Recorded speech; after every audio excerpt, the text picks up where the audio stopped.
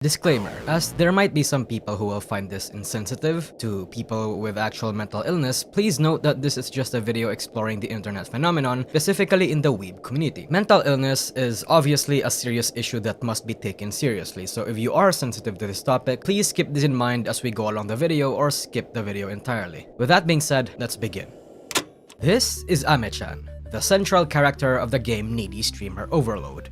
She is a girl with all sorts of internal and external issues. She doesn't have work and she's going to be evicted in a month. She is depressed and craves social validation. She is insecure, has no standards or ethics, only hell-bent on getting popular so she doesn't get evicted. Like Tinkerbell, she needs attention or else she will die. This is Kenjo, a positive figurehead in the internet, a beacon of light in this dark and toxic cesspit that we call social media. Someone who is selfless, promotes good health and positivity, someone who can do no wrong, and someone who will support you if no one else will. Unless of course if you treat her bad. Ame-chan and Kangel are actually the same person. Ame-chan and Kangel are extremely attractive to certain people. This is Shiori, a VTuber from top VTuber agency Hololive. She is a VTuber that many people would call girlfriend material. She is goofy, she likes all sort of things, she reads books, she's more cultured than a lot of people liken themselves to be. She is familiar with the internet, and she's this comfy goofball that just wants to have fun. But when she got announced with this design, certain demographics brainwashed themselves into thinking this was her actual design. And when it turned out she wasn't as mentally deranged as her design implied she would be, they reacted by shouting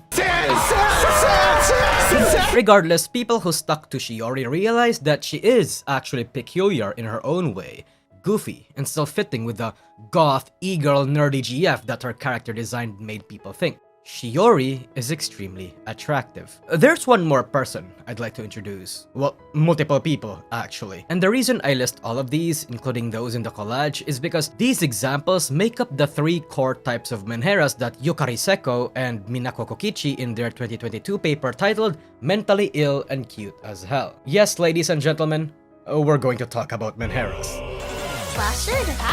You'll like this, don't you?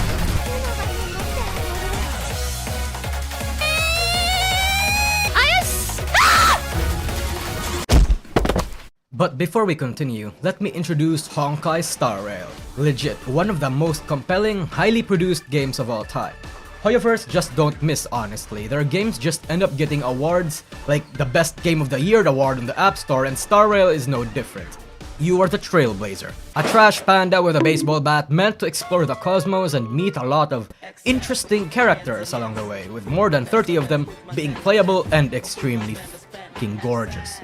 And this year, Star Rail is celebrating its first anniversary, and that means you are getting yourself free pulls and a lot of events to get even more pulls. Right now, they have also perhaps the most compelling update since Bellabog. Penacony is a gorgeous map with very unique 1913 cartoon aesthetic. You're gonna love this update, I swear. But that's not all because, and I'm not exaggerating, one of their most interesting characters just dropped in the gacha, and it's basically the best time to play, honestly. Acheron is a mysterious and cold swordsman and who has the coolest ult in the game so far. There's also Aventurine, a finance bro, but if a finance bro was sexy and actually is generous and will look out for you by giving you shields. Again, because they just released a new update and it's their anniversary, there's tons upon tons of rewards for you to go. Free content, free rolls, free rolls, free rolls, and even more free rolls. And you know what else will get you free rolls? By downloading the game in the description and using these redemption codes for Acheron and Aventurine's launch dates. And I'm not kidding when I say that this game is that good. It's deeper and more complex than its trailers and gameplay betrays. So again, please check the game out. Ad over. First of all, what is a Manera anyway? Well, I mean, if you are already watching this video and follow my channel, you most likely know what it is. But to the uninitiated, it's basically a mentally ill person. But the term has an interesting origin that involves 2chan, but it's a term that no longer applies now. Because recently, the internet has pushed beyond that original definition and has added a little bit of extra, making it a bit more broader. Now, it's gotten so big that it's become an aesthetic, a vibe. It doesn't have the same serious connotation that it used to, at least not that much. The concept of a Manera is now associated with cute or sexiness a lot of the time. Now, the definition pretty much includes all sorts of derangement, edginess, frequent leaks of intrusive thought, or anything that's quirky. Hell, even a certain fashion sense. Because of this, it's important to actually differentiate all these types of Maneras and categorize them. Again, the paper published by Seko in Kokichi has already given us a lot of great work to start with, so let's begin with that. According to the paper, and with recent observations, there are 3 types of major Manera tropes: the sad girl, the mad woman, and the cutie.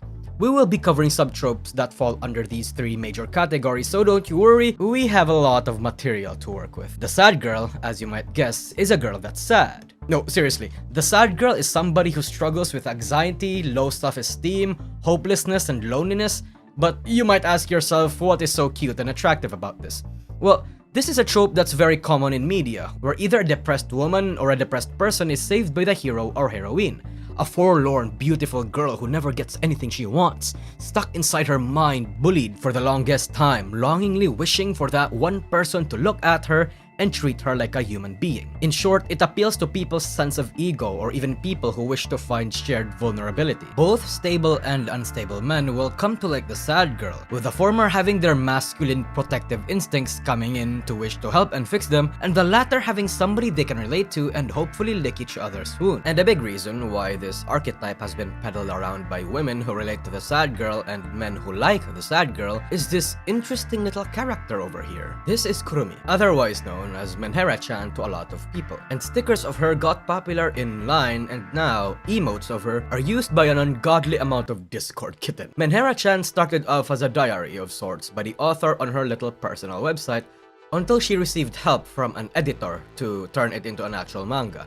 And the quality of the manga is subjective in terms of quality, and some of it might even come across as disturbingly insensitive to actual mental health issues, but the aesthetic and the quirkiness of the character immortalized Kurumi-chan into the weeb culture icon that she is now. The lore behind it is pretty sad though. The author got bullied in school and socially withdrew. Again, Kurumi-chan was a diary or autobiography of sorts of the author, so whatever feelings that this girl goes through in the manga and in the original text is also the same kind of feelings that the author went through. And she was around 14 years old when all of this was made. The sad girl's suffering is the suffering of existence itself. If you ever sat in a corner or on a table, perhaps holding a pillow or staring into the ceiling, wishing that you were dead and that there is no point in living, you stopped resisting those thoughts and fighting for anything that's worth it in life. You've admitted defeat to the cold universe's relentless assault against anything that makes you happy. There's nothing more for you in the future. You've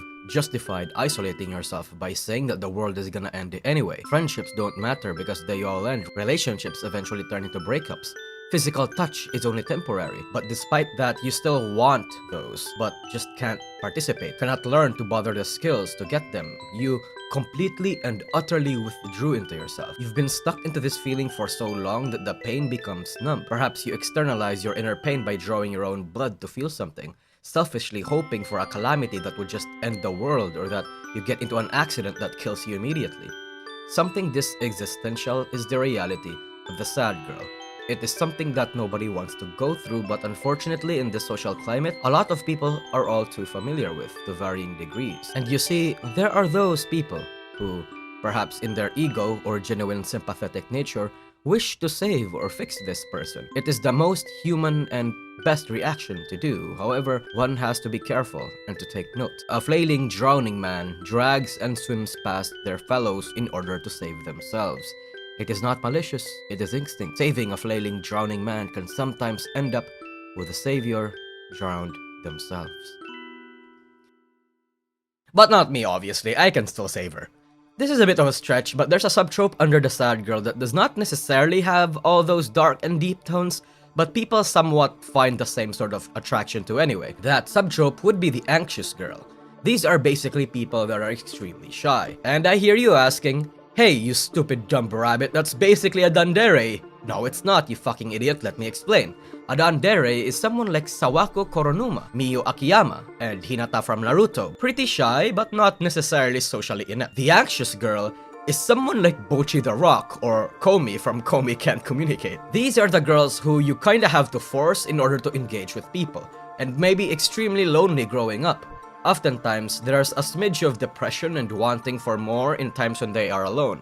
And oftentimes, they don't even realize that they actually are very depressed or lonely and sad, especially when they taste a bit of what they're missing out on and only then realize that they may be more fucked up in degrees worse than they thought. Of course, they don't necessarily have to be depressed, but they do have to have a sense of longingness for companionship, but is just too socially anxious to pursue it. And people like this trope because some people relate to this type of person, and at the same time, a lot of men like to have a very cute, very socially anxious person because if they could just penetrate the walls of that one girl, then they are in there alone with that person. There is no competition, it's just you, that girl, and nobody else. Some even like it because if they are able to do that, they cement themselves as a core and important figure in this person's life. They made an impact that, in the foreseeable future, cannot be beaten. And what is a greater desire than that? What is humanity's greatest desire for each other than to protect someone and to be fondly remembered by others, whether romantically or platonically? Alright, now let's take a look at the other tropes. The mad woman, unlike the sad girl, is someone whose appeal is based off of her madness. Now, this broad definition opens up a lot of specific sub-tropes, with the unifying factor being that they are obsessed with something or someone, often in a romantic way, and are very psychopathic and sociopathic in their means of getting what they want or expressing something. Such means include self-harming, emotional or even physical harassment, blackmail, stalking, and all sorts of not so socially unhealthy behaviors that are adjacent to those. Again, this is very broad, and we can already categorize a few key notable subtropes that are very common and popular in Japanese and sometimes even Western media. I call them the yandere, the girl boss, and the weird girl. The yandere is something that most likely don't need that much explaining. It's probably the easiest and most popular subtrope of the mad woman. It is someone that's obsessed and insane. Literally insane for someone, to a point that they could do anything to get them, including, again but not limited to, murdering the competition or anyone that gets in the way of their relationship, even their own family members. And often, they would even kill themselves or the person that they like if they realize that they don't have any more chances with that person no matter what they do. The appeal of the yandere trope is that they are very unhinged and crazy for the people they like. Whether that insanity be subtle or explicit, either way, a few people in the internet like the idea and the fantasy without necessarily wanting to take that sort of relationship IRL. This insanely hot and cute anime girl that's way above your league, insanely crazy for you to a point of being murderous, that's attractive to some people. The fact that someone desires them that badly is a massive appeal to one's ego, or even a nice fantasy to warm up someone's cold, lonely darkness. Especially when it's a yandere, someone who doesn't care about your flaws and insecurities and is still obsessed with you regardless. The girl boss is different though, because they have some of the traits of the yandere, but imagine if the yandere was a bit more reserved and is able to control their emotions better. However, romance doesn't have to be involved with the girl boss. The girl boss, unlike the yandere, who brute forces herself and is very aggressive in showing off their love, is very subtle. She won't murder anyone in cold blood, she'll assassinate those people, or just get a hitman. They don't scream or threaten you to love them, they convince you that there is no one else in the world other than them that'll love them as much as they can. They won't emotionally pressure you, they'll manipulate the circumstances around you to make you do what they want. They are manipulators, but in a different, more implicit way, always 2 steps ahead of anyone, someone who has tamed their insanity and psychopathy and manifesting their derangement in intelligent ways. And they are especially dangerous, more dangerous even than the yandere. The yandere might kill you or everyone else around you, but the girl boss can do worse. These days, the girl boss are shown as very powerful and authoritative figures, showing up as a mastermind type of character who shows interest in a particular person, whether that be for their own personal reasons or other ulterior or sinister ones. People like the girl boss because they're often portrayed as smoking hot, confident, intelligent, mature women who can be as crazy as the yandere, but without the explicit traits that may turn people off that the yandere has. People like confident, capable women, especially in this day and age where people like a woman who can take care of herself and essentially mommy you. Lastly, we now have to go over the cutie. The cutie is... there's a lot of layers to this trope, and that is very hard to explain in words. In fact, I think it's better to show you.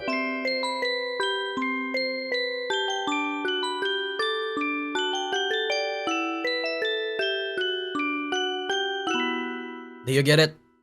I'm sure you do.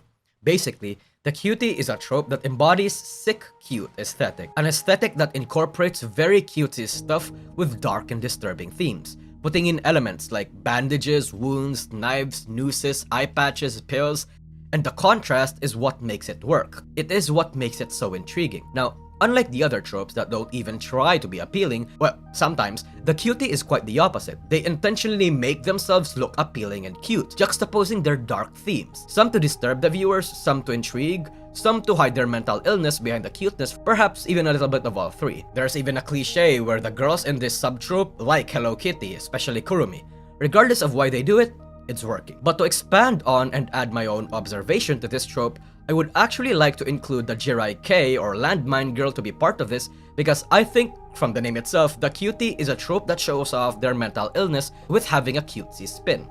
To a certain extent, it even applies to goths and even Lolita culture somewhat, because of their similarly strange tendencies in media and their associations. It's a bit more complicated than that, but we're not getting into that in this video. The Jirai K culture is so popular that overseas people actually do like participating in the trend and the fashion style without necessarily understanding the culture behind it.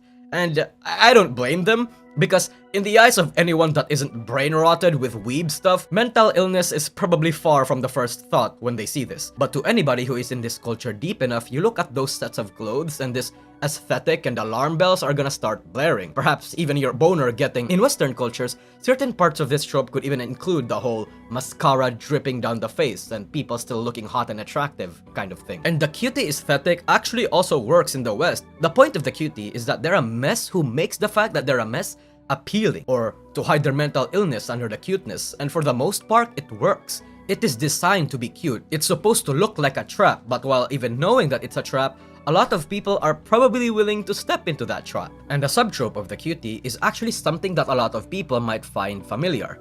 The quirky girl are people who are different from other girls, and I mean actually quirky girls, by the way, not those not like other girls crowd that both you and I probably have a bad opinion of. They're people that are just plain weird or does not have any filter and lets their intrusive thoughts a little too much. Sometimes they just like unconventional things or have unusual hobbies and passions. This is where the goth and the Lolita culture kinda muddies the water a little bit, but often it's because they actually do have mental disorders. Could have ADHD, autism, or actual schizos among many other disorders, and it just leaks out without them intending to do so. Now, do these tropes, all of these tropes, mean that people are romanticizing mental illness when associating themselves with the cutie? Kinda. Yeah, that's why a lot of people pretend they're mentally ill or exaggerate their symptoms or diagnose themselves with all sorts of illnesses, because some people genuinely think that mental illnesses are fashionable, a reason to stand out. It makes them different. People like to be unique, to be strange, even if it comes with the cost of downplaying or trivializing how serious or outright life-ruining some of these mental disorders actually are. But because a lot of people like to watch it, it got popular. And if there's a demand, there will be supply. Some people will see how someone can get passionate or fixated over certain things and start yapping and call it autistic or think it's cute and funny. Some people will see schizo Manera breakdowns on the internet and how not taking meds is cute and funny. People think that's desirable even, both men and women, some of them at least. But one has to wonder, how did it start being desirable and fashionable? How and why did people start finding Maneras and mental illness attractive? You might have heard the phrase, I can fix her, or its more or less known counterpart, I could fix her, but honestly whatever the fuck is wrong with her is way hotter. You see, they're a step, well, more than a step away from the safe and conventional. Vanilla sucks to many people. And look, no shame on the vanilla enjoyers out there, I'm just saying that in this age of desensitization and this rapid chase for thrilling and digital sensations, vanilla is a dying taste. They're never gonna go away, but its followers are gonna get cold in the future because people are now getting exposed to so much extreme stuff at such a young age that they'll seek out more stimulating things. This applies to people's taste in men and women. More and more people out there are gonna start looking for the unhinged, the unpredictable, for the strange, the macabre, for the quirky. This is legitimately addictive. And the Manera becoming an entire genre is quite literally the proof that that's the future we're heading into. And the fact that this isn't even the peak of the popularity of this trope is scary. Because in multiple ways, the Manera is fucked up as a genre. Again, it trivializes too many sensitive topics and plays it up as something else that it's not supposed to. It has its own societal setbacks if it does get more popular. It has other elements that fundamentally disturbs my principles as a YouTuber, if you can believe that. But I still can't help but consume it. I can't help but wish to spread the Manera gospel to my fellows. It's a guilty pleasure, but to many others, it's not a guilty pleasure. Sometimes, it's all they have. It is inherent in men to care and protect for someone. The more someone needs to be cared and protected, the more this instinct flares up. And what needs to be more cared and protected than a Manera, especially when it's fiction, especially when it's fantasy. See, the fantasy element of the Manera is what I'd argue is the main reason why this is so popular. There is a disturbing rise of male loneliness these days. Not just in Japan or the US, but everywhere. Shut in, hikikomori, neat, whatever you wanna call it. And many people also see a lot of these Instagram models or femcels tweeting and saying how they hate men or wish that men should be this or that, or have incredibly high standards or whatever. I'm not agreeing with that, but a lot of men have these echo chambers or get into all sorts of rabbit holes. Heck, some of these rabbit holes include stuff like AI chatbots and whatnot to substitute these companionships. And these rabbit holes have them ending up with two sorts of conclusions. Either this is better than the actual women that they see on social media, or that they don't have any other choice. Again, you look at women who are mentally ill as a probably depressed person being cute and having this fantasy that they can be crazy and quirky for everything and most especially for you, and you end up finding that relatable and desirable. Someone who can understand you, perhaps someone to lick each other's wound with, try to fix each other. Some people even find the Manera as having more of an interesting personality than a lot of women that they see online do. Some feel as if they don't have any shot with other stable women, so they go for the mentally unstable ones because they're more attainable. In a way, some men essentially think that the Maneras are the low-hanging fruit that they can reach, the only fruit that they can reach, the ones that are taken advantage more easily. And that's not too uncommon these days. The desire to care for someone perverse, the desire for attention and love twisted, the desire to feel taken to the extreme. This is essentially the Manera. All of these sentiments come from the fascination and intrigue. It's a trope that no longer is even a trope anymore. The culmination of people like Yuno Gasai and Yandere's as a whole, Ame-chan and all other cute mentally ill people. It all led to having the Manera and its sub-tropes be more than a trope but an entire genre. To summarize what I'm saying, the reason why there's such a massive supply of Maneras in media is because there's a massive demand for it. By lonely men, by depressed men, that, and there's women who participate in that supply because it looks fucking cute and adorable. But there are actually mentally ill women who find Maneras relatable that do this. And, well, I mean, look at this. The Manera could be looked at as an attempt of the mentally ill to be confident and beautiful, like the people they aspire to be, either to seek out attention or draw people into their trap, or to genuinely imitate the types of people that they admire. This made needy streamer overload the cultural explosion that it was. Have you any idea what this game did to mentally ill women online, to the Yan core community, and even to some of the pretenders? All I have to say is that Ame-chan and Kinjil is the Ryan Gosling of mentally ill women. So for some women, if they can't get anything done in life when they're depressed, they might as well look cute and sexy when they're suffering and crying.